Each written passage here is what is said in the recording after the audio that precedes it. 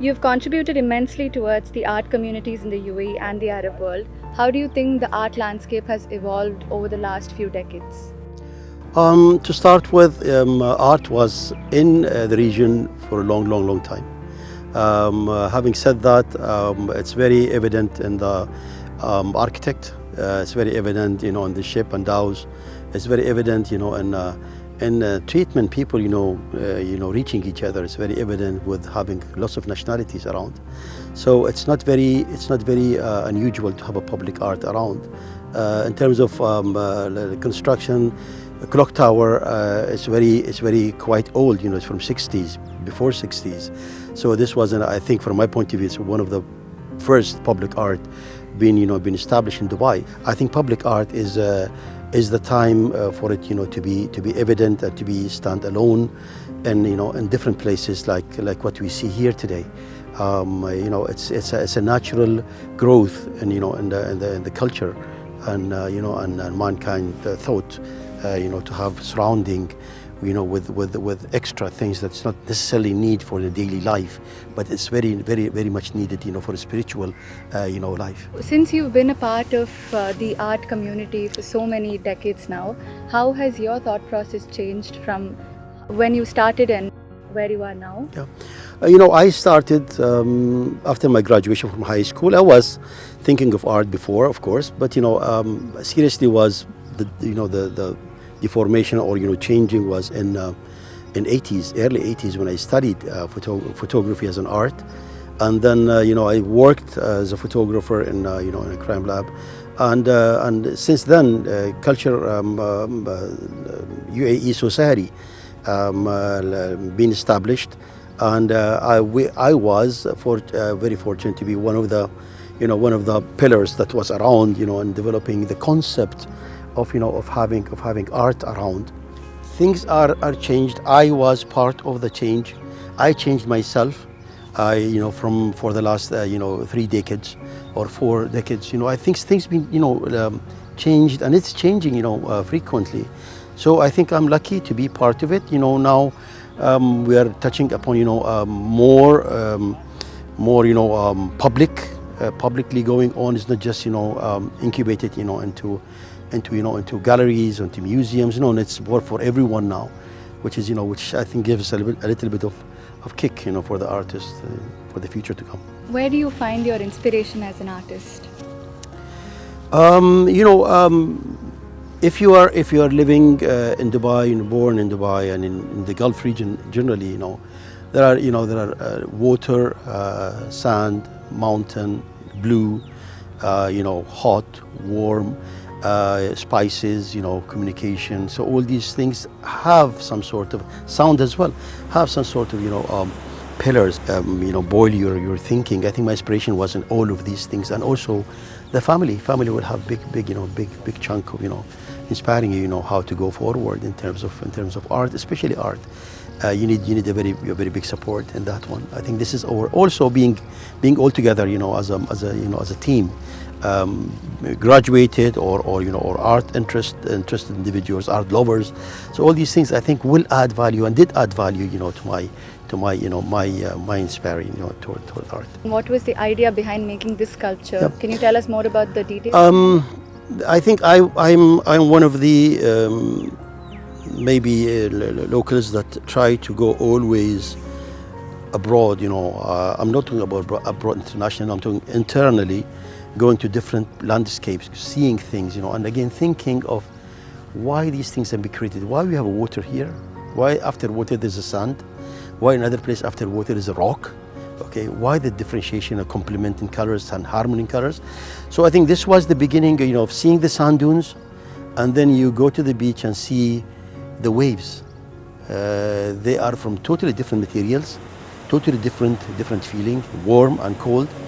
But they are giving you at the end, the same feeling. They all just, calming you down, tackling, your soul, and your spirit. So all these things, was the pillar for this art piece to come up. Having said that, also yellow in my philosophy, yellow is the spark, of every day. You do not see sun comes up, in a blue color. nor in green color. Sun always have that, warm, it depends on the season, warm or yellowish color, that will make you breathe. So this was my main support in selecting. One was the environment, the other one was the nature, the upper nature, the sun. And also sometimes the sound going up and down we are having, in the peninsula and in the coastal places in the peninsula, you are having also this. This is also goes in other nations as well. So sound of drums, the sound of all these things just picks you up and down. It's like a reading the waves, and the music, pad or screen. And this is part of that. What do you think sets the Emirati art scene apart from its contemporaries? I think it's a natural growth, and Emirati artists are entitled to do more job, more work, because you are having 200 plus nationalities. You are linked now internationally. You are welcomed in all different galleries, and exhibitions. So I think this is the time for them to grow. This is the time for them to pick up. This is the time, for all Emirati and all artists who are located, in UAE, and they need to think, and they need to think double, to work quadruple, and to stand tall, and talking about their art. So we're right now in an era where art is becoming heavily commercialized and westernized. Yes. So what do you think the local artists can do to contribute to preserving the heritage and culture of the Middle East? We cannot push nor guide, but again, there are personal and spiritual things inside each one that would love to have their their DNA go on. Now DNA, I'm talking in terms of biological thing, but what about in terms of spiritual, in terms of the culture, the knowledge, all these things? I think this is a very natural that each and every one has to go back and hear the inner echo, of their DNA, of their culture, preserving. I am not very much fan of preserving, the tradition the way that it is. I like more preserving the tradition the way that the new era are more interested. Youngsters in UAE is the same as in India, same as United States, same as in Europe. So they are all young. They are at the same age. With the technology, they are all one now. So how we can make them interested, and how we can have effect on their way of thinking, through also preserving the culture in a modern way. So recently you received the Best Photographer Award from the Emirates Photography Society. Yep. And it's a big deal, it's a big recognition, and we congratulate you. Thank you. Thank you. How do you feel upon receiving this prestigious recognition, and what does it mean for the art scene? Always there is a light at the end of the tunnel. The tunnel is where you are and where you go forward. I don't think that you need to focus on that and the prize. We work and work and work, and always you need to be inspired, and work more and think more. At the end, something will happen. I'm lucky. I hope other artists to be lucky, but I think this will happen. It's a matter of you going forward with a high spirit, and try to work without thinking of any reward. Reward is inside you. You are the one to be rewarded. You are the one that will reward yourself. If it comes from outside, so it is, it's a blessing. But you are blessed already to be an artist. Absolutely.